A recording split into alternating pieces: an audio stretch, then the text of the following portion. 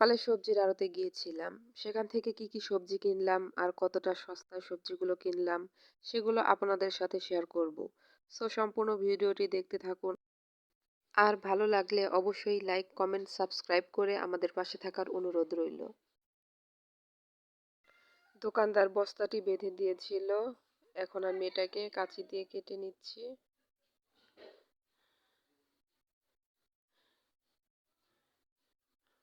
শীতকালে সবজির দাম যেহেতু অনেকটাই কম আর খেতেও ভালো লাগে, তাই আমি অনেক রকমের সবজি এখানে কিনে এনেছি।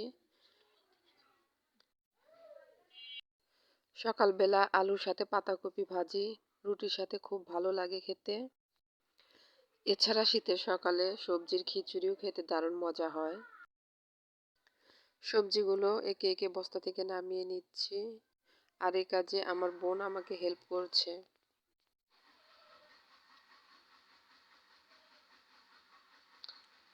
এবার আমি বস্তা ভেতর থেকে সবগুলো একসাথে বের করে নেব। আমি এখানে 15 কেজি মরিচ কিনেছি, আর এগুলো আমি রোদে শুকিয়ে সংরক্ষণ করব, যেন দাম বেশি হলে তখন আমি এগুলো অল্প অল্প করে ইউজ করতে পারি।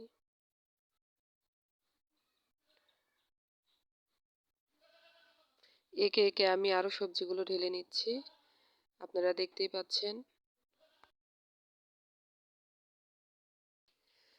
অনেক ধরনের সবজি কেনা হয়েছে।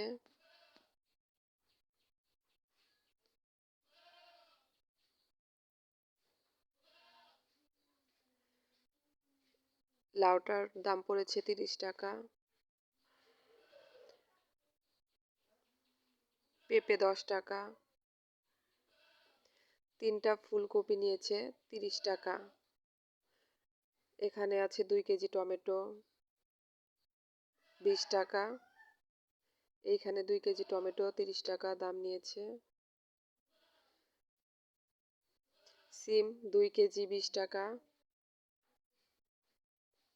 টক বেগুন 1 কেজি 10 টাকা দাম পড়েছে। বেগুন 10 টাকা কিলো। বাঁধাকপি একটা পড়েছে 10 টাকা পিস, 5টা 50 টাকা।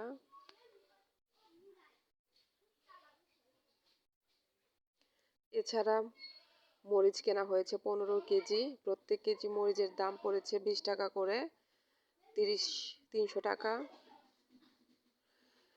এখানে আলু আছে প্রায় 3.5 কেজি। আমি ছোট আলুগুলো এনেছি, দাম পড়েছে 50 টাকার মতো। আলুগুলো কিনেছি ভাজি খাওয়ার জন্য, এবং এছাড়া ছোট আলুগুলো দিয়ে সবজির খিচুড়ি রান্না করলেও খেতে খুব মজা হয়। সবজিগুলোকে বাছাই করে আলাদা আলাদা পলিথিনে তোলা হচ্ছে। বাছাই করা হয়ে গেলে সবজিগুলোকে আমি নরমাল ডিপ ফ্রিজে রেখে দেব, যেন প্রতিদিন অল্প অল্প করে বের করে রান্নার কাজে ব্যবহার করতে পারি। এভাবে চাইলে নরমাল ফ্রিজে সবজিগুলোকে 8 থেকে 10 দিন সংরক্ষণ করে রেখে খাওয়া যাবে। এতে সবজিগুলো পচন ধরবে না। আপনারা চাইলে একবার ট্রাই করে দেখতে পারেন। আড়তে যেহেতু সবজির দাম কমে গিয়েছে আর শীতকালে সবজি একটু বেশি খাওয়া হয়, এর জন্য আমি অনেক রকমের সবজি কিনে এনেছি।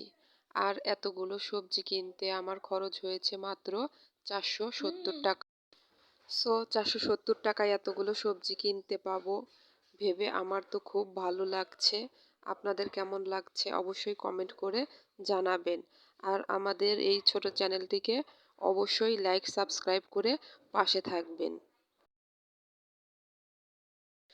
ভিডিওটি শেষ পর্যন্ত দেখার জন্য সবাইকে অসংখ্য ধন্যবাদ। সবাই ভালো থাকবেন। আসসালামু আলাইকুম।